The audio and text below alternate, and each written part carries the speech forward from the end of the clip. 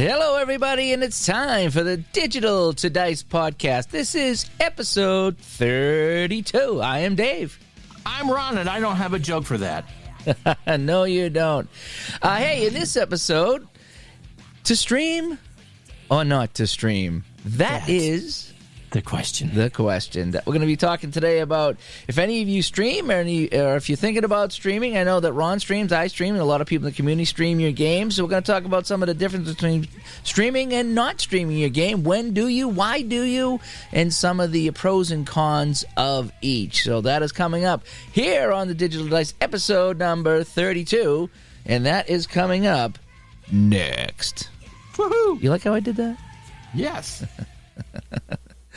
All right, so again, this is the Digital to Dice show where we talk about things, sports simulations, games, things like that. Sometimes we'll talk video games. Sometimes we'll talk completely random topics as well, but most things are related to the world of sports simulations and tabletop games.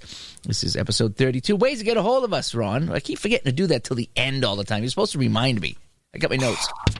This is my notes right here. Oh, you got notes now. Are you claiming that I've ruined this already? Don't ruin this broadcast like you ruined our video the other night. Ways to get a hold of us. Our website is digitaltodice.com, digitaltodice.com. That'll go to our Spreaker page where you can find all 32 episodes now. So we have a voice and text line, 978-751-DICE, 978-751-3423, if you want to get a hold of us there. And then on Facebook, we have a growing group of people on Facebook. That 173? Boy, yeah, we'll have to. It's been going up. Yeah, I think it was. You might have put in a couple more, but so we're close to 175. Yeah, that is facebook.com/groups/digital to dice. That's how you can get a hold of us there. And we have a lot of good discussions going on there. We talk a lot of things about the show and tabletop games in general over there. So today, we got to get into what we're playing. I forgot about that first. So hang on a sec. So let's get to what we're playing, shall we? Yes.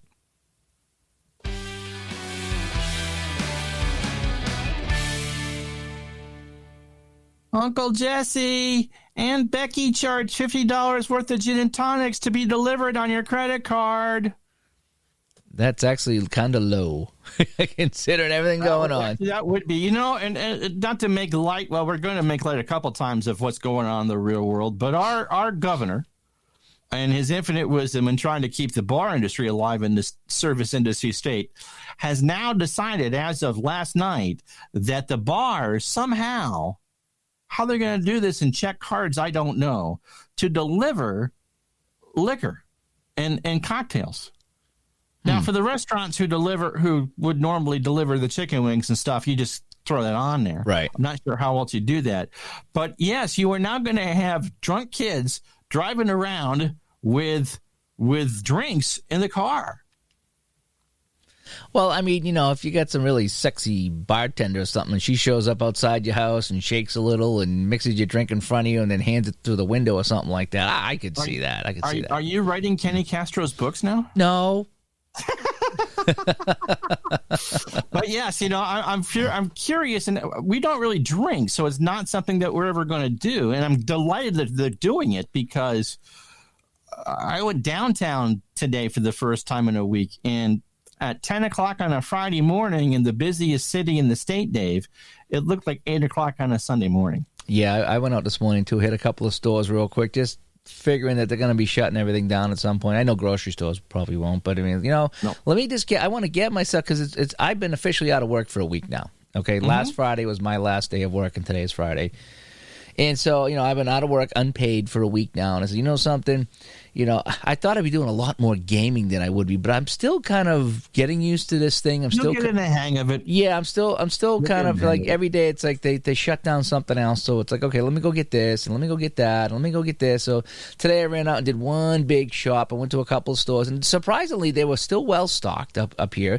There was not the madhouse. I think they will be. The more that people stay home, and I think people have done their rush of pastas and toilet papers. Yeah, well, that's what I'm thinking, is that because it had everything but the hand sanitizers and and actually had a little bit of toilet paper. I was surprised they did have some, but they had fruits and vegetables. I mean, the meats were a little thin.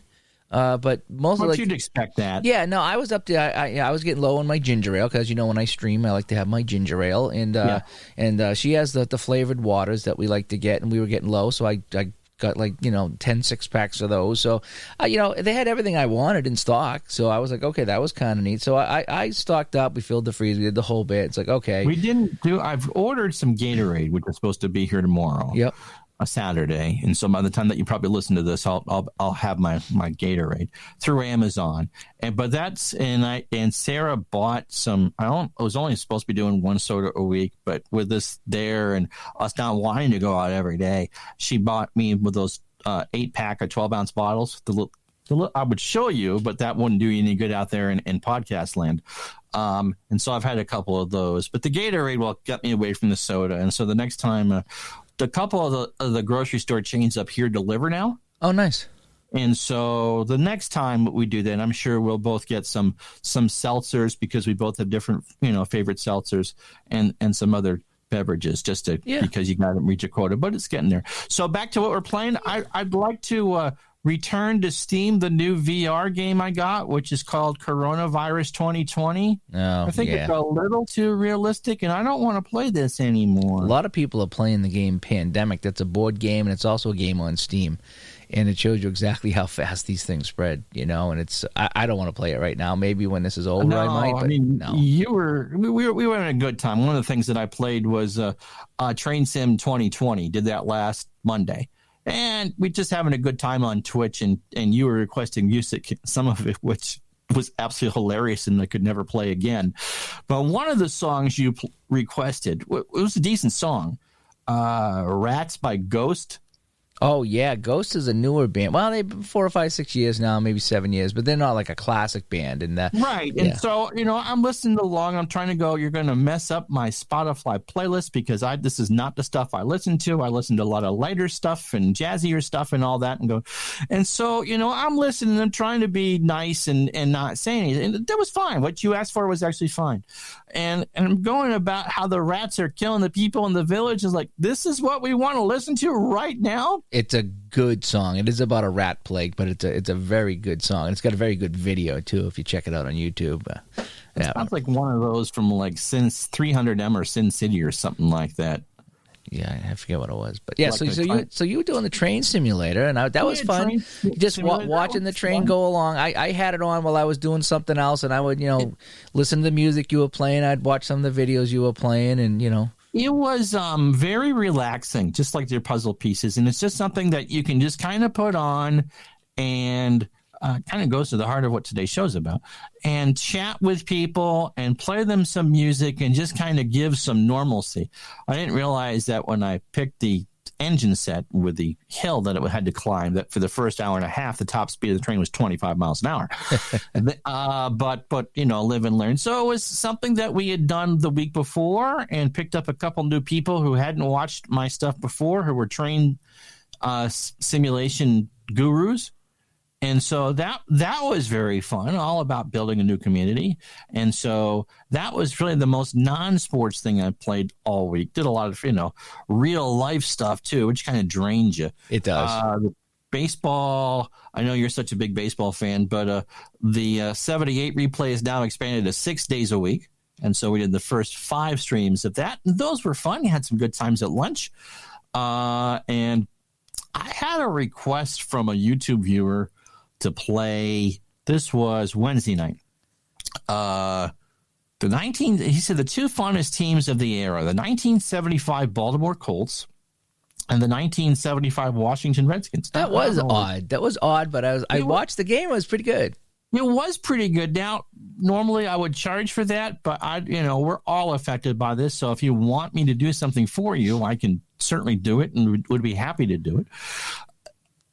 That was a fun game. I did not expect that game to be.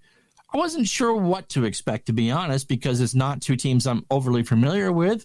But that was a good, close game. Yeah, I watched some of that. That was fun. Yeah, two really, I don't want to say obscure teams, but it was a different matchup to have. Were they playoff teams? Let me take a look. I don't remember, but I mean, I know that I recognize a lot of the names. Mitchell and was it Billy Kilmer was the quarterback, and So there's a lot of familiar names for me from the mid '70s on both of those teams. Was Burt Jones? Burt Jones was on the Colts. The Redskins were not a playoff team. They were 8-6.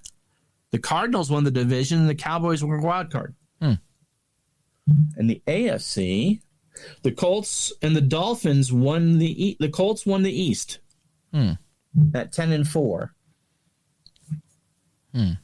So only one wild card back then. The Rams and the Vikings and the Cardinals and Dallas were the playoff teams. Okay. And in the AFC, it's funny every time we hear you click the enter button, we hear the little pounding of the keys. Yeah, it's weird. And I'm using the touchpad on the laptop, not the wireless keyboard. The Steelers won the Super Bowl. They beat the Cowboys. The Bengals were the wild card at 11-3. The Colts, the Dolphins finished 10-4 and missed the playoffs. How about that? And the Raiders won the West. And so that was the year that Pittsburgh beat Dallas in Super Bowl 10, primarily on a miraculous the ballerina catch by Lynn Swann. That wasn't even a touchdown catch. That was just a nice catch, though. But no, it's just a hell of a catch. Yeah. So I saw you play that. That was fun. That was fun. So what have you been playing? Oh boy, I've been having a blast when I have played. Yes, you have. Oh my gosh. So what do I say? Okay, so I fired up Strat PC Hockey. Okay, and I fired up 1992-93 on the computer, and I'm gonna play that 7-game series between the Maple Leafs and the Kings. Okay, that was the Dougie Gilmour versus Wayne Gretzky, Kelly Hrudey versus Felix Potvin. Okay, that's the series, the one that went 7 and all the way to Toronto in Game 7. I think the Kings actually won it by a goal and went to the finals against the Canadiens. So that's what we're talking about. Okay. And so I decided to play that, and I'm going to play the Visitors. So as we're playing this game, I'm playing the Visitors, so I'm selecting all the visitor lines and the whole bit, right? So, what happens? Toronto scores 3 in the first. They just start running away with the game, right? Okay, it's going to be a smoke show, right? Kings pop in a couple, including one on the last flip of the card in the first. They get it back to 3-2. In the second, Toronto scores 2 more. Kings scored 2 more. I ended up taking out Kelly Hrudey because he couldn't make a save. So I was like, okay, I'm taking him out. I put in Rob Stauber. That was the backup goalie, right? Oh, my God. The Kings rallied. They kept, each team kept scoring back and forth, back and forth, back and forth. Midway through the third, the Kings pulled to within a goal. And I put Kelly Hrudey back in the net because he hadn't reached the fatigue level yet because he'd only let in 4, I think, or 5 instead of 6. So I put Hrudey back in the net. And the Kings, they scored a late goal, but they still fell short. I think the final was 6-5, but it went back and forth. It's like, so you think the Kings were out of it? They score a couple, and Toronto scores again. Then the Kings score again. And the funny thing about this 6-5 game is Wayne Gretzky went pointless.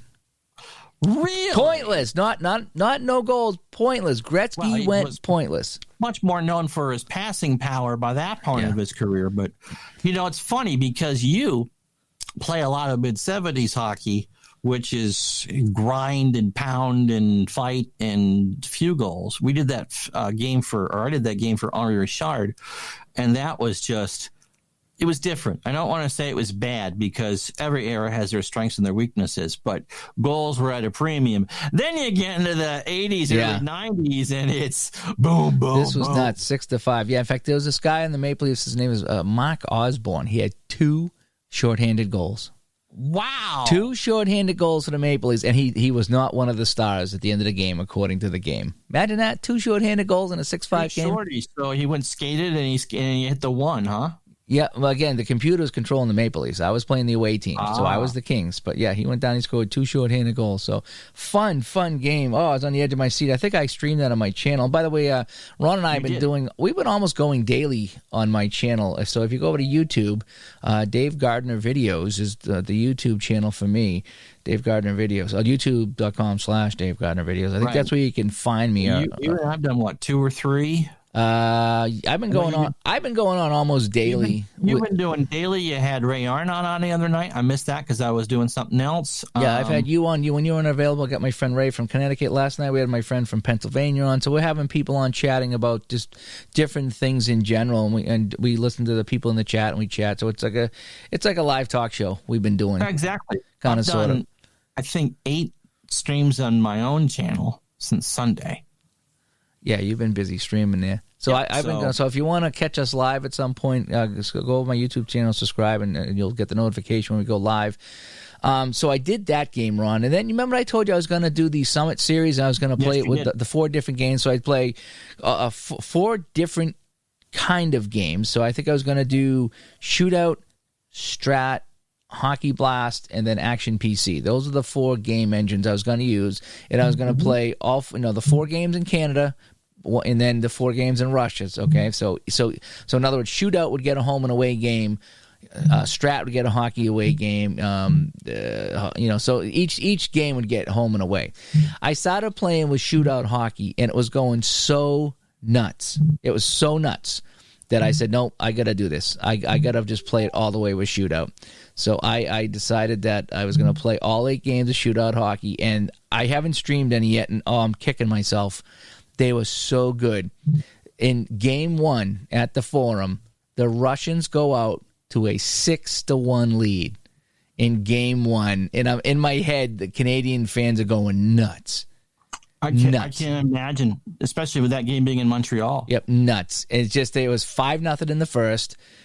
Somebody scored to make it 5-1, then they scored to make it 6-1, and then they chipped away. Canada chipped away, and they got it to 6-4, but that was the final. So game 1 was 6-4. Game 2 went to Toronto. They ran out to a 3-0 lead. The first period is just being owned by the Soviets, because when you play Shootout hockey, the low numbers are for the away team, and the high numbers are for the home team. And I'm rolling 12s and 13s and 16s and 21s, and that's all scoring chances for the away team. And bam, they're scoring all the time, because I'm using a combination of dice and fast action cards. Ran out to a 3-1 lead, 3-0 lead, whatever it was. They chipped away, and they ended up hanging on. But then Canada comes back. Phil Esposito scores late in the second period to give Canada the first lead of the series, and they go on to win it 6-4. So Canada wins 6-4. So each team's won a game. Game 3 in Winnipeg, again, Russia runs out to the lead. Canada fights back. They tie it. It was 3-0. Canada ties it at 3. In the third, they get a goal from the point by Bill White, the defenseman, right? And then a power play goal from Peter Mahavlich. So they score 5 in a row. They're down 3-0. They score 5 in a row. It's 5-3 Canada in the third. What happens? The Russians scored 2 times to tie it at 5-5. I'm going out of my mind. I'm just playing by myself on the tabletop. I'm like, this is so fun. That's why I play this game. It's back and forth. It's like just depending on the dice roll to come up. And then it was Ivan Cormier scoring a late goal, like 2.5 minutes left to make it 6-5. And then Tony Esposito needed to make a last second save on one of the Russians to preserve the 6-5 win. So Canada's up 2-1 going to game 4. But oh my gosh, I've been posting a couple of screenshots and box scores of the games on the Digital to Dice Facebook page, and I tell you, I'm jumping out of my seat playing these games. That's how exciting they are. They just, I feel like I'm there, and I'm watching the scoring chances and the lead change. I'm like, wow, this is something else. And that's the whole point of why you play these things, is to feel like that you're there, yeah. To give you that emotional connection. And yeah, you were giving updates during different streams of mine of what was going on, and you could just tell that you were real pumped. Yeah, it was just like, you ain't gonna believe this. It's 5-1. You ain't gonna believe this. It's 3-0. And even that, like I said, the game on the PC I played, Toronto's up 3-0. I'm like, well, dead in the water. Kings fought back. They're down 4-2. They fought back, And so I've been having a lot of fun playing these hockey games, whether on the PC or the tabletop. And it's like, yeah, that was some good times. Yeah. So aside from those games, playing my puzzle game again. They had this new download for, I think I might have talked about this last week, the Americana download, right, where I got trucks and baseball and things like that. So it's more of a Midwest, not Midwest, middle of the country type of vibe. Americana vibe, yeah. So Norman Rockwell era. Yeah, stuff like that. Flags on the side of buildings and stuff like that. So yeah, so I've been doing more of the puzzle John stuff Cougar there. Mellencamp. Yeah, exactly. So I've just been playing some of that while listening to some other people stream. But yeah, the hockey, oh my gosh. Maybe it's because there's no hockey on TV right now. But you've had legitimately good games, too. Oh, I have. You haven't had the 8-0 blowout. It started to 6-1. It was a blowout, but then they rallied. And and then I could feel the vibe in the arena. I could feel the energy in the arena, Yeah, I mean, I did the NFC Championship Sunday. for my 86 replay. And it wasn't the Giants and the Redskins. It was Chicago and San Francisco. And I kind of half expected San Francisco to blow the Bears out because the Bears quarterback situation isn't good, and San Francisco is just strong on both sides of the football. And the Bears hung in there, and the Bears hung in there, and the Bears hung in there. And they came in, and they had a chance to send – I don't know if they would have sent the game to overtime, but they had a chance to tie it with under 3 minutes to go. And Kevin Butler – well, you can just picture Pat and John going with Butler in the white jersey, maybe a couple grass stains from a kickoff, and this is to tie the game. And he pushed it wide right. And you can hear Madden saying, right about here, I'd be playing for overtime. I wouldn't be pushing it. I'd just sit on it and play for overtime. And that's how, San Francisco won. I expected them to win, but it was like you could just kind of, once in a while, especially – in a tight game like that, you get that feel where the Bears kind of overperformed. They hung in there. They did everything that they could. They rushed San Francisco around, and they gave themselves the chance to win or to tie. And like, yep. And as you said, I can't imagine in game 2 in Toronto, of all places, coming from 3-0 down after being embarrassed in Montreal, that the Maple Leaf Gardens would have gone ballistic. Yeah, absolutely ballistic. Ron, I'm not kidding.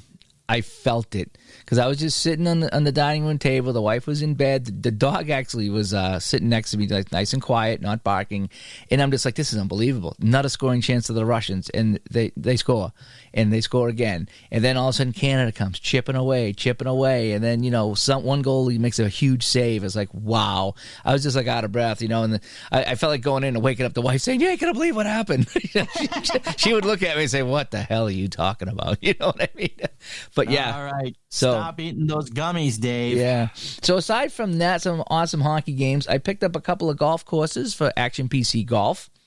Oh, cool. Yep, so I'll showcase them on my channel pretty soon. I used to like that. I'd play golf all the time. I'd spark up a couple of rounds and just play exhibition rounds and just have a chat room open and chat to people as I play. What did you pick up? Oh, boy. I think some of the new ones. Some of the newer courses. And there was one in San Jose I picked up. Actually, hang on one second. I'll fire that up right now. I'll take a look. I'm trying to think of what's out there in San Jose. Let's see. So I actually got to set up a quick round. They don't name them the traditional names. So there was one in Australia I picked up. Okay, that would be Royal Melbourne, which is where the President's Cup was played last winter. I'm trying to think. It was Lake. Oh, yeah, Melbourne is a composite course. It's 36 holes that they combine into 18. I think one of them. The one in. Is it? I'm sorry. It was Naples, Florida. The Naples Shark Club. It's what it's called in the game. Oh, that's where the Shark Shootout is, and I can't think of the name of the course now. Yeah, I got the one in Australia, the Melbourne Club, Black Rock, Australia. And one other one I picked up a little while ago was Lake Manassas in Virginia. So those are some of the newer courses that they had. Yeah, that's Kingsmill, I think. Okay. Used to be a stop on the PGA Tour, and I think it's now an LPGA Major. But someone will correct me if I'm wrong. Yeah, because what I like to do is I have a lot of courses in the United States, but I have some in the UK and around the world, France and Canada. Because what I like to do is when I play these, I like to say, okay, so we're gonna go over to Europe or we're gonna go to Australia. So when I do my broadcast, I sometimes will play one here and then one there and then one there and just kind of make it like a fun broadcast. So I picked up some golf courses in Action PC, so you'll see me playing those soon. And then on one of our chats, we were talking the other night, the video chat, someone recommended that I pick up the 1899 baseball season. Oh, yeah. And I'm like, why the heck would I want to pick up the 1899 baseball season? Because you love baseball so much. And someone says, because you love teams like the Seals and the Scouts and the 1976 Buccaneers, and there's a team called the Cleveland Spiders, and in 1899 they won 20 games. And they were 20 and 134. I don't know how many games they played in 20 and 134. 20. There were only 84 games out of first place. Only. So the guy says, you should pick that up and play that. So I went to play it in OOTP, but OOTP only goes back to 1901. So I was 2 years short. So I picked up $18.99 on sale at DK Sports for Action PC Baseball. So I will have to get some $18.99 Spiders action going on Action PC Baseball, and that should be pretty hysterical. Seeing how bad the Spiders really are. Yeah, because I love the bad teams. They are the pig pen, I think, of baseball teams. You could throw them in the shower and they'd still stink. So it used to be when the Phillies' old stadium back in the 20s and 30s, there was a giant Lifebuoy soap ad. Oh wow! Out there to say something about avoiding BO and something like that. And so the ad was the Phillies used Lifebuoy, and somebody, honest to God, came in and graffitied the wall and said, "They still stink." Yeah. So what do you think? Should we get into the meat and potato of the show? Let's get into the meat and potatoes. All right, here we go.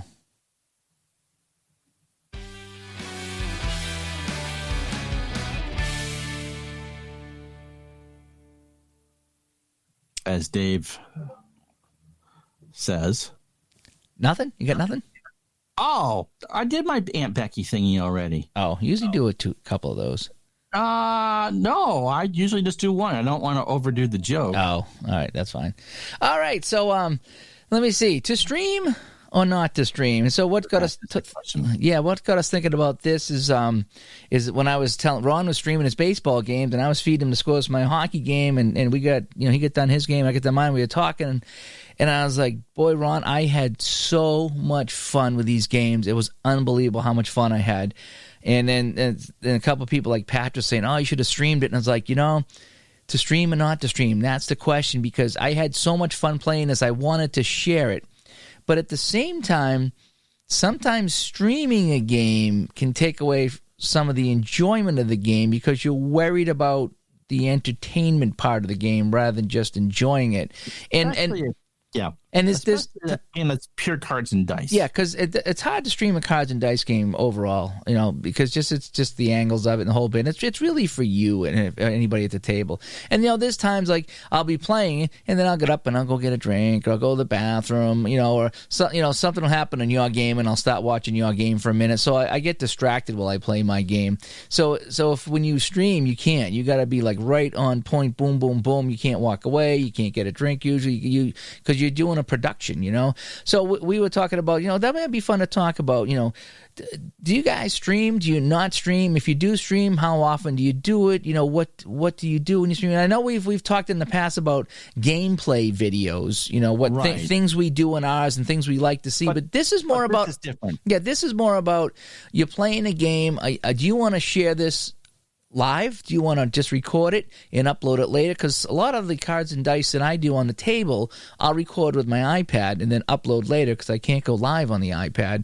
Whereas if I do computer things, like there's a couple of, there's a Strat Helper, there's a Shootout Helper, obviously any of the Action PC games, that's all computer, so you can go live and stream right from the computer. But the cards and dice, I have a hard time doing that with. So we wanted to talk about that today. Like, when do we do it? And why do we do it? And other times we don't do it, and what are the pros and cons of each? So Ron, why don't you start? Why don't we talk about not streaming first? What are some of the pros and cons of not streaming a game? Well, I think you kind of hit the nail right on the head. It's a case of I can play when I want, I can do whatever project I want. Not that you can't with the streaming. If it doesn't, here's a good example. I'm doing the 86 Mets and the Red Sox, using Strat Super Advanced on the computer, but just playing it as if I were in cards and dice. And I had a game, was playing early on a Sunday morning between the White Sox and the Red Sox, and the White Sox got up 13-0 in the third inning. And I pretty much said, it, and killed it. Because that's not really how I wanted to start my Sunday morning, trying to dig out of a 13-0 hole. Now, if I was streaming that game would have been played until its conclusion. And it would have, tried to entertain people in a blowout. I nuked the game. I came back the next time I went to play that replay, like 4 or 5 days later. I lost the game, started from scratch. I lost 7-3, 8, whatever it was. It was a loss. And then won the last 2 games of that series. And so the right result happened. I took my loss like a man in there, but there would be no way that I would have been able to have. I had to suck that up because you want the streams to be as honest as possible. So that's one advantage for that. The other is I don't have to worry about how it looks. I can use my own imagination. It's my own imagination. I can play at the speed that I want. And I tend to fly those through the baseball games very quick. I'll slow down when there's runners on base. I'll slow down when I have to make a decision. I don't do AI for any of those games that I play. I'm playing against myself, and so I try to be fair, but it's much more about me time. The hockey one I'm doing is much more about having fun and picturing it in my head the way that I want to do it, playing it on my schedule with no pressure about, okay, I have to produce this result by tomorrow morning. Not that I feel pressured in what I'm streaming, but there's no logos on the screen. I did put the right names in. There's no players. It's not necessarily pretty. I play with the same interface that you do, so it's the old-fashioned interface. It's just more about my own pleasing my own imagination and writing that virtual story in my mind than the shared experience. And sometimes that's great, especially if I'm learning a game. And, I think that the biggest con is that what you say, you had in those shootout hockey games, some of the best simulated sports you're ever going to have. I mean, a game one, Canada made a game of it. A 5-1 game became a 6-4 game. I don't know if you can pull the goalie, I suppose, in that game, and you might have, because Canada was just giving up everything. And then to sit there, can you imagine, if you were streaming game 2 and the Canadians came down from 3-0, or what was it, 3-0 or 5-0 in the second period? Yeah, it was the 3-0. They scored 5 in a row, and right. And so that just, if you were streaming that, your excitement would have gone through, and yes. Absolutely. I mean, that's one that you would have wanted. But again, when I play a non-streaming project, it's much, it's kind of selfish. It's like writing your own book. Some of that you want to share, and some of that is, no, I'm not playing this for the public. I'm playing it for myself. Yeah. So I agree with that. When you're playing offline and you're just kind of playing by yourself, there's no pressure. There's no pressure to entertain. You don't have to worry about a camera angle. Sometimes it's, especially if you're doing a cards and dice, it's hard to get the camera in the right area. And sometimes the microphone, I have trouble with my microphone sometimes because I'm in a room. The computer stuff is fairly easy because I can just do like with the setup I'm doing right now.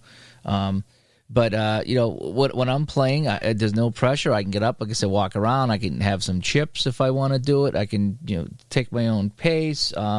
It's actually very relaxing when I'm doing the cards and the dice stuff. It's a very relaxing game, and I can just sit there and take my time, and I can get as excited as I want, or as relaxed as I want. And there's really no pressure on you, and you're doing the game that you want, and the teams that you want, and you don't have to answer to anybody, and it's just you. And whether you, like you said, you walked away from a game. So there's times I've walked away from a game too. I've been playing the game. I think we all walk away from it. Something happens. I mean, you get it set up and you're playing the game and something happens. Somebody calls or, somebody calls. In my case, it was 8:30 on a Sunday morning, and I was half asleep playing it. And it's like, oh, really? Do I want to start my day with this? Yeah. And so but like I say, if you're streaming it, then you can. So so when you're playing offline, when you're not streaming, it's just you. And if the game's not going the way you want or whatever, and there's times too that I've made mistakes where I forgot where I was. I did that, especially if you're doing cards and dice. Yeah, and I've done that where it's like I was playing the shootout game the other night and something happened, and I don't know if I get up to get a drink or I was watching your game and I turned back and went, did I roll the dice yet or not? Because I know that there's a scoring chance, but did I roll the dice or not for this? And I was like, I had to think about it and look at the cards and the dice to see where I was in the game, and I might have made a mistake or two, but there's no one there to call you out on that, right? Because it's just you at the table. So you say, okay. And there's other times that I've come up on a weird scenario, and I'm like, something, I'm going to do it like this. Man, who's going to tell me any different? You had that with the Strat Helper, right? You had a penalty situation which you just didn't know enough to. Yeah, I was streaming that one, and that was the downside of that, is that I was like, This is the first time I've encountered this in this game, even though I only play advanced power play. But I was trying to read the penalty chart, and I was like, honestly, guys, I don't know how to read the chart. I haven't come into this yet. I'm still fairly new with the Strat Hockey. I've gone from basic to advanced, but I still keep it low-key advanced. But when I went into this, roll the 20 and go to the secondary chart, I didn't know how to read it. I read on it, so I do now, but I wasn't about to stop the middle of the broadcast and figure it out. Whereas if I was not broadcasting, I absolutely would have figured it out and got it right. So I had to tell everybody, look, I'm going to just roll the dice again and go to a different call because I don't want to tie up the broadcast for 5 minutes while I figure it out. It just happens. Sometimes some of these games, I'm not saying it's this is a very difficult game I was playing, but sometimes there's something thrown at you that you're not sure about. And I was afraid to get it wrong because I was live, and I was like, if I get this wrong, right, then people are going to say, oh, you messed up the game. Some people will do that. Some people are very mean like that. If you were offline, you could have said, Ron, how do I read this? And when we sat there and read the chart together, we figured it out. Yeah, it made sense after I talked to you and read the directions a little bit, but I didn't want to do that on a live stream. No. It's because, again, you got to keep it flowing because it's a live stream. So then again, for me, like I say, when I play offline, it's relaxing. There's no pressure. I can do what I want. I can walk away from a game. If I forget where I am, it's no big deal. It's just me. If I need to make up some rules on the fly to make it more fun, I do. And there's no one there to say you're playing it wrong. And there's no one there to say, hey, this, that, and the other thing. You just, because no one's there but you, and it's your fun on your time, your way, and then if you want, you can share the box score or your excitement with the world, with text or pictures or whatever. You can always share the good parts of that if you so choose. Yeah. So now let's take a look at the flip side. The pros and cons of streaming. Now, probably the biggest pro to streaming is sharing your experience with the world. Because I tell you, I really wish I had recorded some of these games that I was playing in the Shootout Hockey. Now, I did have the PC game, the Strat PC with the Maple Leafs and Kings. I do have that one up. That was a fantastic game. And I had people with a bunch of comments on that game. They're like, the things that happened and some of the names. They're like, wow, this takes me back in time. Some of these names here, Lonnie something or other for the Kings. I don't know who the heck that guy is, but obviously you knew Gretzky and Curry played with the Kings at that point there, and Marty McSorley and Dougie Gilmore, and boy, the names, you could just peel off the names one by one in those two teams, and you probably know them all. So I got to share that game when I streamed it, whereas the Shootout games I played, they had 3 awesome games, and I didn't get to share any of that with anybody. So the pros of streaming is sharing. Yes. Oh, without question. And without question. And so that's what I get a kick out of that. It's like, wow, I got to share a great experience, whether it's cards and dice or whether it's played on the computer. You do mostly computer games, obviously, but you're still sharing. You've had like the walk-off safety club. Man, if you had the walk-off safety and you weren't streaming, you know what I mean? But you've got that saved forever now. Never have been mentioned. Yeah, it wouldn't have. But it would never have been mentioned. When I played Action PC Hockey, I got the lights out. I was watching that live. I don't know if you were sharing that through Hangouts or what, but I remember watching that with you. I had that, and there's been people that on the Action PC forums are saying, hey, that happened. And I said, check it out. This is what it looks like because I streamed it and I marked it down. And it says go to this video on YouTube at 38:17. You'll see what it looks like. So I have that I don't want to say forever because who knows. But I mean, right now that's archived on my YouTube page, and you can actually see what that looked like. So that did not go quietly into the night. That is there online for people to see what happened. So not only can you share your experience, but with a great game, but if something really funky happens, you got it there to save as well. And so that is some of the pros. There's probably a few more pros too. Well, the interaction, especially what you're doing. Primarily what I do is baseball. Baseball is a laid back, it's a radio sport. It does not require 100% of your attention all the time like a football game or when they're playing in a hockey game. I mean, you really can't sit there with a group of friends playing cards in the middle of a hockey game. unless you know how the announcers go, and you can hear when Doc Emmerich's voice starts to go up that there's a chance.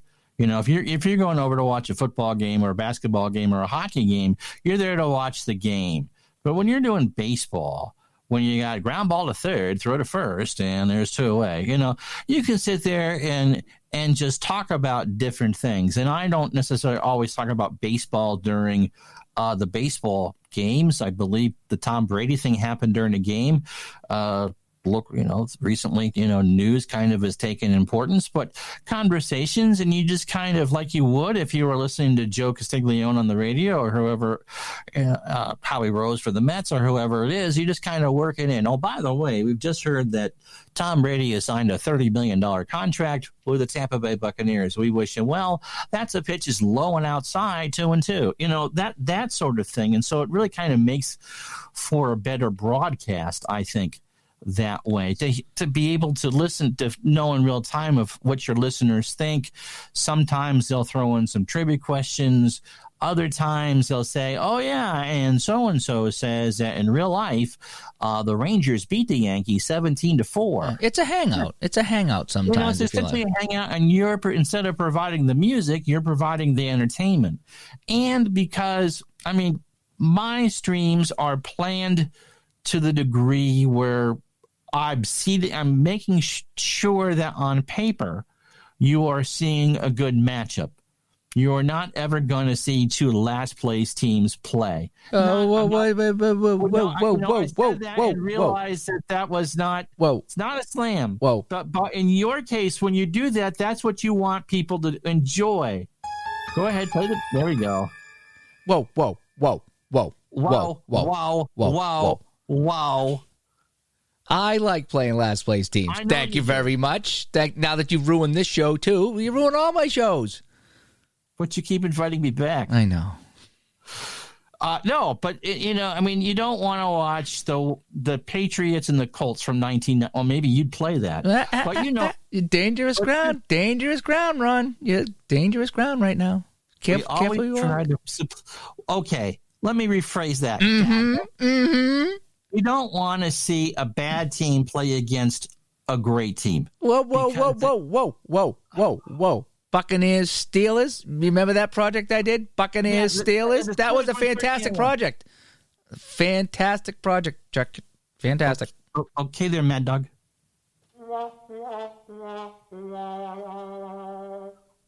I figure. Anything else you'd like to add? Yes. Yes, I would. Mediocre? No, I hear what you're saying. No, so there, we intentionally try to go with games that feature entertaining matchups. There's absolutely nothing wrong with the Blue Jays and the Mariners from 1977, because a lot of people won't play those games because the teams are so bad. When someone decides they want to feature them in a Dave's Classic replay, for instance, or, whatever, you're bringing attention to the Cleveland Spiders, the 62 Mets, the 19 Orioles, or whatever. Yeah. That's a different story. But when you're sitting there going, I try to do what the networks would have done in that era. Yeah, exactly. Yeah, no, I hear that. And there isn't anyone at CBS or NBC or ABC who would have thought in 1976 that the Buccaneers and the Steelers were worth a doubleheader matchup on. Okay? Can I raise my hand and say I'd watch that game? Go ask your wife. No, I hear what you're saying. And it's good to mix it up, though. I think you can't always just play the good teams. You got to play the bad teams once in a while as a fluke. Or when I play the Spiders team, I want to see how bad they get creamed. When I start playing my Cleveland Spiders, I'm not there to try to get them wins. I want to watch them get creamed. It's going to be a massacre, and I want to watch it. And I'll stream some of those games. I'll sim some of the games, and I'll play some offline. So I'll mix it up. But it's going to be fun watching them get creamed. It is. And but that's the purpose of that project, though. But that's the purpose. That's the purpose of the project. And if you're asking people to watch it 2 or 3 days live at noon a week, you can't do that. No. I mean, there's unless you're doing a single team replay, and then you're doing one game from every series, and then it's kind of like the buffet at the Golden Corral. I figured. Let me see. What do they play? 154 games. I might do 10. 10 Spider games. Yeah. Play opening day, sim a few weeks, maybe play every team once. How about that? You know what I mean? So you have a 12 or 13 game. Yeah, I'll play every team once. Every team once to see how bad it is, something like that. Nothing wrong with it. So anyway, so when I prep for a replay, I make sure that the fields are correct, that there's logos. Well, that gets into some of the cons of streaming now. Okay, yeah. Yeah, so that the setup and the prep, the research. Especially the football games. You need to know, especially when I was 6 years old in 1978. The baseball, the computer, it's every day. So the computer will dictate, and I'm doing as played lineups. So there's not as much prep for that. When you go to the pen who's pitched, but in the football games, you got to know how to play these teams, especially ones who are very one-dimensional on offense. If I know I'm playing a modern game, which is much more pass heavy, I can't run the ball 30 times. I got to throw on first and second down, whether my gut says no. Ball control.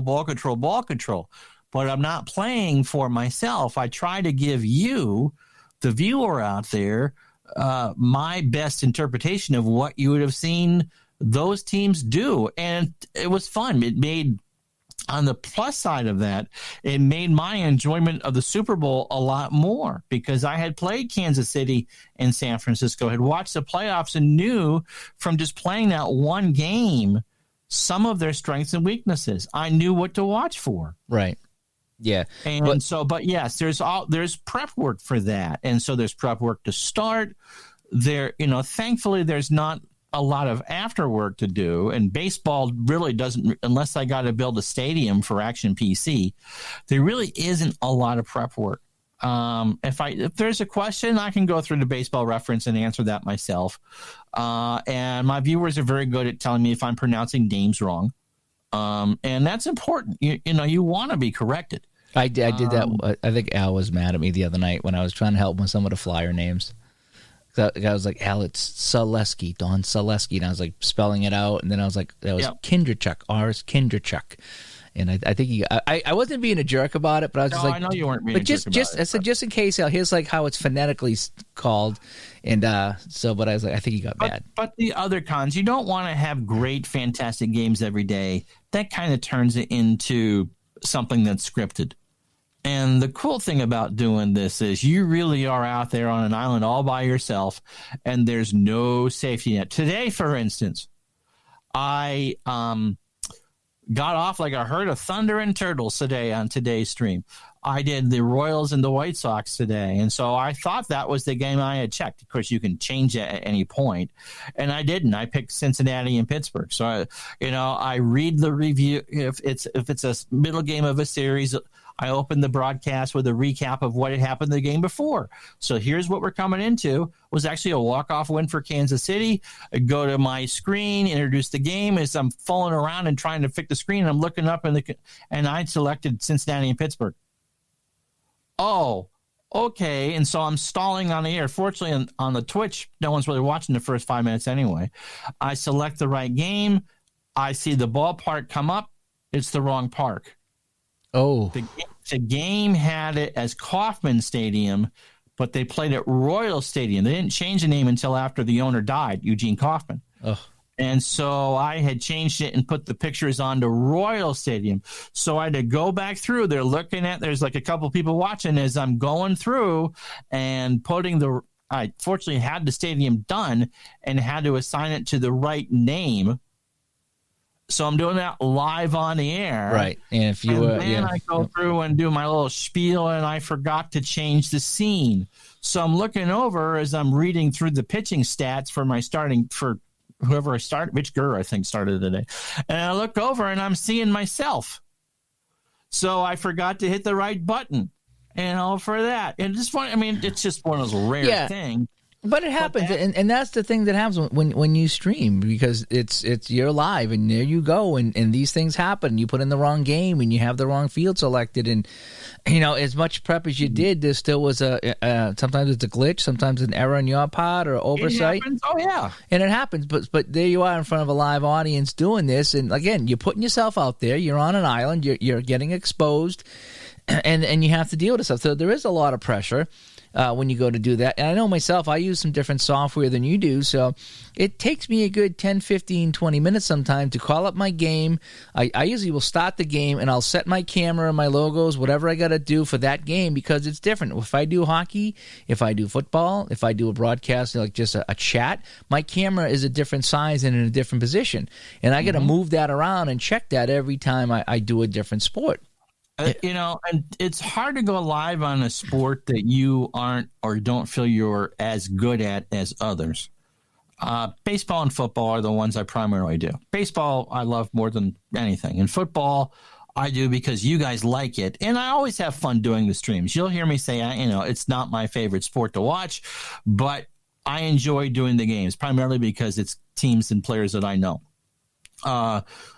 Basketball is the one I've actually done for real. Mm-hmm.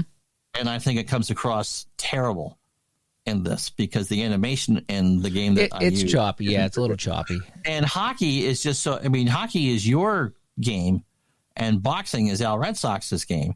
I've done them both. I enjoy doing them both, but I'm not good at them. I wouldn't say you're not good at them. I would definitely say that football and baseball are your top two games. Mm-hmm. When I watch you do other sports, it's not like it's unwatchable by any means, but you can tell that your baseball and your football is just you're doing that in your sleep because you're just bing, bing, bing, bing, bing. It's like me with the hockey. I can do the hockey games, and I do it like I'm doing an actual game, no matter what game it is, whether it's a strat or it's action PC or it's shootout. I mean, I can turn any hockey game I play into a broadcast because that's one of my part-time jobs, and I use this to practice that sometimes too. You know what I mean? That's one of the things that actually has come up in the play-by-play forums on Facebook. Practice games. Keep sharp and doing it. Now, if I was doing, people don't really want to watch hockey, golf, and basketball. We've tried them. They don't do well. We see the numbers, and so not going to put a ton of time into something I know people are going to watch 5 minutes of as opposed to watch 15 to 20, which is about my average. And that's fine. That's not a complaint. But if I was if I sat there and did 40 hockey games, I'd get it real quick. But again, you are only as good as what the information is being presented in front of you. And I think, the basketball and the hockey, especially the basketball, you aren't really given the visual clues that you are in the baseball and the football game. Yeah. When I'm doing an action PC baseball game, I don't need to read that play-by-play. Yeah, I do. In fact, I've done the basketball a couple of times just myself. I don't think I've streamed it too much. Yep. And for me, I work the chalkboard's choppy and it's not always accurate, but I work that between that and the play-by-play that scrolls up. And so for the basketball, it actually flows for me because I'm used to doing it with the hockey, whereas it's the opposite for me. When I do the baseball and the football, I have a harder time with that. It's just for me, and you'll notice that when I do a hockey game, I generally do those fairly well. And when I do something different, I tend to get a little unserious. I tend to have more fun, a little leeway, get a little more silly because I'm not that good at it. So when I do my Spiders games, you're going to hear me. It's not going to be a broadcast. It's going to be me that's understandable. It's me just having a good time because I don't know anything about baseball. And I've done baseball a couple times. I was like, you sure you want to do baseball? I really don't know anything about it. But I mean, so for me, when I do the baseball games, it's not going to be a broadcast. It's just going to be a fun time watching the Spiders, and I'm going to make all kinds of fun of them, and I'm just going to go with it it's going to be very different from my hockey broadcast. Even my golf broadcasts, when I get into the miss hits, it's hysterical when I get to the miss hits. Did you see how upset I get during that game? So hockey's my serious one for me, and the other ones I just kind of have a good time with, But it is. I try to be the most serious in football, although I did drift off into Andy Rooney impressions in the middle of the NFC Championship game. But because because football, as I said earlier, requires the most attention from you as the viewer or the listener, although there is a visual component to what we do. It pretty much is, as Dave could tell you from before, I'm walking the dog and I'm listening to this live on whatever. And so it really is an attempt at a hybrid radio television call to something that you can kind of see. And it goes back. Football is not a radio sport. Hockey is not a radio sport. Basketball is. Baseball and basketball are radio sports. Much more so, although basketball is much better on television, and baseball is much better on radio than it is on television. But what we're doing with the sports that we have available, I mean, if you will get on to the Xbox or the PlayStation and play, MLB The Show or Madden or NHL 20 or, whatever the basketball game is there. NBA 2K or whatever it is. Yeah. I mean, that's the visuals. So when you play those, you don't really need to do the play-by-play because that's the visuals. But when we do the sports sims, whether it's cards and dice or, the PC games that we have available for sims, it's not about the graphics. It is an AM broadcast. And there's a lot of people that, when they listen to me, they say that they have the audio going and they're folding laundry or they're doing some work or they're they got something else going on and I'm in the background, and I do the same with you guys. Some of the guys, especially the guys that broadcast late, I'll have my phone on and I'll have YouTube on and I'll shut off the video and I'll just listen to the audio, and I'll be laying in bed listening to that like I would if I put on a late night hockey game or a baseball game. So I treat it like a radio broadcast, an AM radio broadcast. And I think that's where we are because we don't have the visuals, Right. And you know what? You have experience in the field. I have experience in the field, probably much more doing this. And so, yeah. But again, I think the biggest con is I want people to think that it's seamless. It bothered me today when that happened. Yeah. I'm not going to lose any sleep over it. No one's really going to care.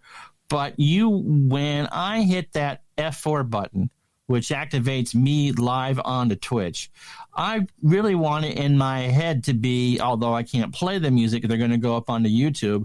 And this is what happened last night, and the music building behind it, and the throw home was done in time, and the Royals are in first place. Boom! Theme. Boom! Hi there, my name is Ron Juckett, and we got Steve Carlton and Dwight Gooden going on a beautiful Chamber of Commerce afternoon here in New York. You make it a production. You make it an experience. Exactly. That's what you try to do. And so those are some of the pros about streaming there. But again, it takes a lot of effort to get that right. Especially when I try to do a cards and dice stream, I'm an hour setting up the camera and the microphone because you got to run tests. Is this microphone working? How's the angle look? Is my head in the way? Is my hand in the way? What can you see? What can't you see? So you would not believe how sweaty I am at the end of a football game. It's a workout. Yeah. I'm bouncing around here. You can't see it, but I'm selecting the play. I'm trying to think about what I'm going to do, especially in football, because I'm calling the plays for both sides. What am I going to do? What can I do to give that team the best chance of doing it? Because, we've all been accused of putting thumbs on the scale. And it's like, no, where is the advantage of me putting a thumb on the scale? I want my games to be close, but sometimes you're going to get 8-1. Sometimes it's going to be 37-0. That's the perils of live streaming. And that's another one of the cons. You could have a bad game. In baseball, that's easy because you just turn to your chat and say, okay, gang, what are we talking about? It's 12-2. Yeah. You know that the time on YouTube is going to be crap because they're going to be looking at the highlights anywhere. They look at the end and go, oh, it was 16-1. But the trade-off is if you can get that great game and you have people hanging on to the end. I had people I did that hockey game, Toronto Maple Leafs, Kansas City Scouts, okay, on Strat. This is on Strat. This wasn't actually, this is Strat, which is probably the lesser one to watch for video, I should say. The video is definitely better with Action PC than it is on Strat. Different games. I like them both the same, so I'm not picking on any, but I'm saying visually, if you turn into a screen and someone's playing Strat hockey, you don't have the visuals that you have in Action PC, so it's a lot more of a talking thing. That damn game, the Kansas City Scouts opening night, they were in Toronto, and Toronto needed a late, short-handed goal to beat the Scouts. That was a fantastic game that I thought was going to be a blowout, and people were rooting the Scouts on with me the whole time. It's like, let's go, Scouts. It's like, let's do this, let's do this. They were pulling for the underdogs in that one, and ultimately they lost on a short-handed goal. But that's the trade-off. That was such a good game, and I'm so glad I had that live, and people got to see that. Oh, absolutely. The biggest con for me, cost. Now, this is my job. What I'm about to say does not mean that you have to go out and spend this money. Although, Dave, you've spent money to help produce better product and stuff. Between the new computer I'm using, the television I run as a second monitor, the camera I'm using for Dave to see me now, and what you see at the beginning of my stream, and the Yeti Blue microphone that I'm talking into, we're not even talking about any game product. Right. It's $2,200. Yeah. It's I'm for me to produce content from home. It's 22 between, and that's not including any updates on any games or any new seasons that I buy. Or that's not a complaint. I'm not saying that this is, oh my God, I can't believe I've done this. I mean, this is what I've done the last 2 years. Yeah. And, no, I hear you with that because, like I say, I'm paying for this service right now that we're using to do the live broadcast and to also record the show. I also, paid for a product to produce the audio show. So what you're listening to here, there's a product that I bought. It was only like $100, but I mean, I bought that so I could produce a podcast. So yeah, so there's definitely costs that go into that. Whereas if you didn't have to broadcast, they just played, there was no cost. So I guess the thing we want to wrap up by saying is, if you see someone out there streaming, attempting to stream, or whether they go live or whether they just upload a video, give them some support and cut them some slack, because there's a lot can go wrong. It's not easy. It's easy to lose your place when you're streaming a game. And I've lost my place a few times, especially with Cards and Dice. So instead of getting on somebody and calling out their mistakes, or they did this, that, there's nice ways that you could say, hey, oh, by the way, here you did this wrong, and you might have done this differently here, and the whole bit. So just realize that a lot goes into it, and there's a lot of time. And, no matter how much prep work you put into something, you still might not get it right. Right, and there's no reason at all, if you want to just do this once or twice a week or once or twice a month, to put in the money that I have. This is something because of my works, because of my disability, and having to pretty much work from home. It's what you do. It's no different from Dave going out and owning an SUV to lug around his hockey stuff or whatever. I mean, it's what you pay for the tools for you to go to work. It's no different from a craftsman or a carpenter paying for his equipment. Yep. No, and that's one thing. Just like this mixer I bought here, the Rode mixer I bought. What did I buy that back in last year? I think I bought that. Last year we started this. You bought it specifically for the show. Oh, you're exactly right. Yeah, we did episode 1 without it. And then we said, no, before episode 0 without it, and we had it for episode 1. Okay, that's what it was. Yeah, so I have this about a half year now. Or coming up on a full year almost. And boy, I use it. July, I think. July, yeah. So I use it every day. Sometimes 2 or 3 times a day. So I spent, it's very expensive, this thing here, but it's so versatile, and I use it for the other show for the Game Hounds now. I was like, we got to use it for the Game Hounds. So I spent the money on this thing, and I use it for the podcast, I use it for the videos, I use it for the live videos, for what we're doing now. And so I mean, there is the money thing there. So people spend their time, their money, and they go out of the way to put themselves out there, and you're going to get some negative comments, and we've had rehashed that before. I don't want to go through that again. But do what you enjoy. Yeah. The other thing, if you decide that maybe you want to stream, I mean, you never have to go on camera. Yep, you don't have to. That you have to go on camera. You just put it up. A basic, the basic microphone is what you need. Yep. I mean, and if you wanted to, the other thing too is you don't necessarily have to do the game. Like, there's been times that what I'm going to do is, what I've done in the past is I've recapped what I did. Like, I may not stream any of these the Summit series. He'll play a week offline of his replay, and then we'll hold up his notes to the camera. Yeah, here's the box score from the Rockies and the Dodgers. Yeah, and this is what happened. And it's Nolan Arenado is an absolute gem of a player, and I can't believe that he's a 1, so he made this. Whatever it is. And that's it too. I mean, you don't need to get fancy with it. Yeah, there's different ways you can do it. You can stream the game. You can have just a talk show. You can get on there and talk about what happened. And you don't have to do anything. So that's what we're talking about, to stream or not to stream. And some people choose not to, because there's a lot of people I talk to that don't want to do this. They don't want to stream because it is a lot of pressure, and they're afraid that they're going to screw up and get people yelling at them. And I don't blame them, because it can be there's a lot of pressure on there, and it's not very relaxing. Not everyone's very sweet out there, and the internet is always careful and considerate when they talk to you. Yeah, I know, right? You could. Dave saw the eye roll. You guys couldn't. So, but yeah, it's worth it. It's worth it. It's taken a long time, but it's worth it. And so the next time if you haven't watched my stuff, I mean, I try to make it look and sound seamless, but there's a lot that goes on behind the scenes, such as I brought it up today. Now that I'm doing this daily at lunch, I'm eating lunch at 11:15.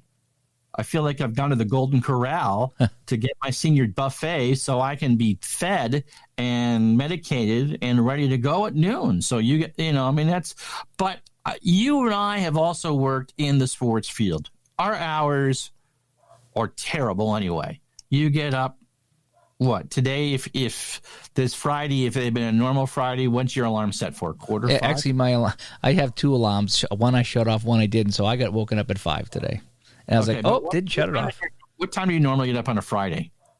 5 a.m. for work. And if not, then, I don't have to get up till 8 or 9. Right. So you would have been up at 5 and at the rink by when? 5:45. 5:45 with breakfast made for how many people? Yeah, 4 teams. Okay. Of how many skaters? Well, not everybody comes to the table, but I mean, we have juice and coffee and stuff like that. So, so we got that, and I got to referee the game. So I referee the game, and then I get done, I shower, and then I go out and clean up after everybody's breakfast is. So I put in a full day. I do 5 to 1 on Friday. Right, and on Saturday you're there at what, 6? 6:30 there, and I don't get out of there till 1. 1:30, and so the nights when I covered the Nationals, if it was thankfully a 7:00 game, I had to be fed by 6:30. Try to catch some pregame on the radio to get a sense of what was going on. First pitch was at 7. Most nights we were done with the game at 10 if it didn't rain. And whatever I knew what I had to get done, what slot we had to write for. So we tried, if you did the game coverage on Twitter, we tried to have you have the noon article, the second article of the day. And if not, you had to do something while the game was going on or pay attention and be ready to roll to be published at 8 in the morning. And so those West Coast games were a pain in the tushy or a rain delay. There are games that, I started my workday at, let's say, stuff happened during the day, had to plan for tomorrow. So there was always a couple hours of stuff going on during the day. And so you sit down there for your game and it gets rain and you're not done till 12:30, 1 o'clock in the morning. Or the West Coast games. I remember doing a post-game show for a West Coast game the night of game 1 of whatever Stanley Cup that was. And we don't finish until 1:30. And so my wife is trying to sleep. Okay, it's after 1. She's gone. She works second shift, so it's 1:30. I got to do a post game show for YouTube, and there's no light in here. You see how well this is lit now, okay? And so there's a white LED around my camera, so I'm partially lit there, and so there's no light, and I'm trying to do this in the dark, and I'm reaching around, and I reach for the TV control, and I put it on ESPN on mute. And luck out, it's game 1 of the Stanley Cup final. And because of all that white on the ice, it lit me up enough to do that 10 to 15 minute post-game show. But I'm going to bed at 2 o'clock in the morning. And so, so our friends who work in sports entertainment know that the hours are just horrific. Yep, it makes it tough. And then we try to do this on top of it all, so... Yep. But anyway, so let's wrap things up, shall we? Because I got a barking dog upstairs. Here we go. Okay.